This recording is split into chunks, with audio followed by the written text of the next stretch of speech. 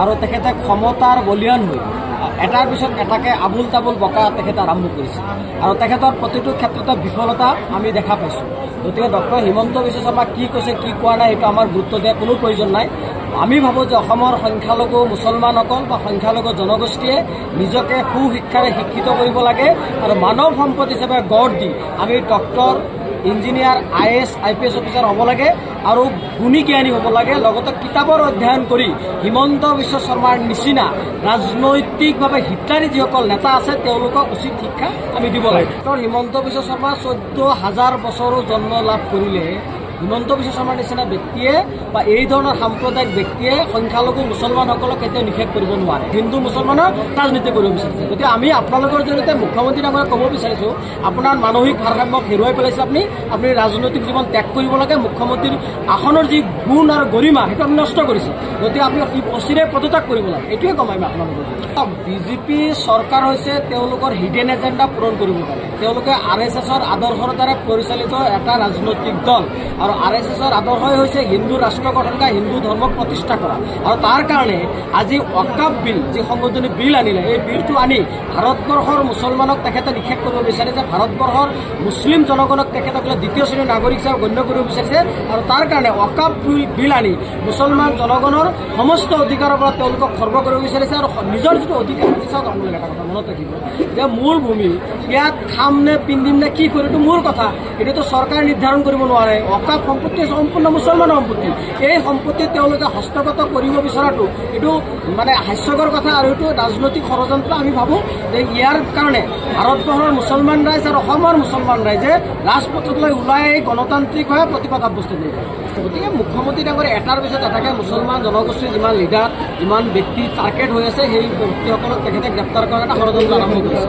আমি সেইকাৰণে আপোনালোকৰ জৰিয়তে ক'ব বিচাৰিছোঁ, মুখ্যমন্ত্ৰী ডাঙৰীয়া মানসিকভাৱে ৰাজনৈতিকভাৱে ভাৰসাম্য হেৰুৱাই পেলাইছে। গতিকে মুখ্যমন্ত্ৰী গাদীৰ পৰা পদত্যাগ কৰা উচিত আৰু এই কথাবিলাক অসমৰ সুদী সমাজে চিন্তা কৰা উচিত আৰু অনাগত দিনত বিজেপিক উৎখাত কৰিবৰ কাৰণে সম্পূৰ্ণৰূপে প্ৰস্তুত হোৱাটো উচিত। আৰু তেখেতে ক্ষমতাৰ বলিয়ান হৈ এটাৰ পিছত এটাকে আবুল তাবুল বকা তেখেতে আৰম্ভ কৰিছে আৰু তেখেতৰ প্ৰতিটো ক্ষেত্ৰতে বিফলতা আমি দেখা পাইছোঁ।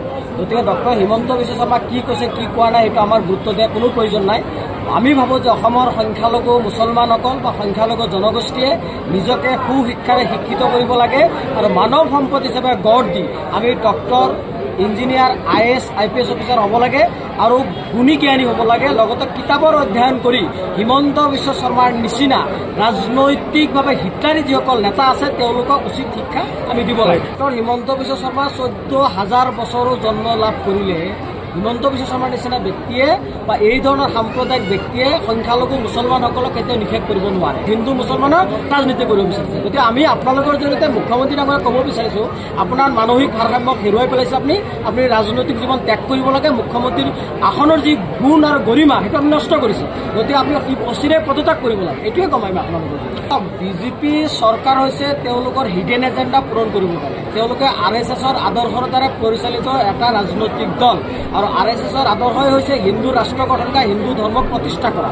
আৰু তাৰ কাৰণে আজি ৱাকাফ বিল যি সংশোধনী বিল আনিলে, এই বিলটো আনি ভাৰতবৰ্ষৰ মুছলমানক তেখেতে নিষেধ কৰিব বিচাৰিছে। ভাৰতবৰ্ষৰ মুছলিম জনগণক তেখেতসকলে দ্বিতীয় শ্ৰেণীৰ নাগৰিক হিচাপে গণ্য কৰিব বিচাৰিছে আৰু তাৰ কাৰণে ৱাকাফ বিল আনি মুছলমান জনগণৰ সমস্ত অধিকাৰৰ পৰা তেওঁলোকক খৰ্ব কৰিব বিচাৰিছে আৰু নিজৰ যিটো অধিকাৰ চাওক, আপোনালোকে এটা কথা মনত ৰাখিব যে মূল ভূমি ইয়াত খাম নে পিন্ধিম নে কি কৰিম এইটো মোৰ কথা, এইটোতো চৰকাৰে নিৰ্ধাৰণ কৰিব নোৱাৰে। ৱাকাফ সম্পত্তি সম্পূৰ্ণ মুছলমানৰ সম্পত্তি।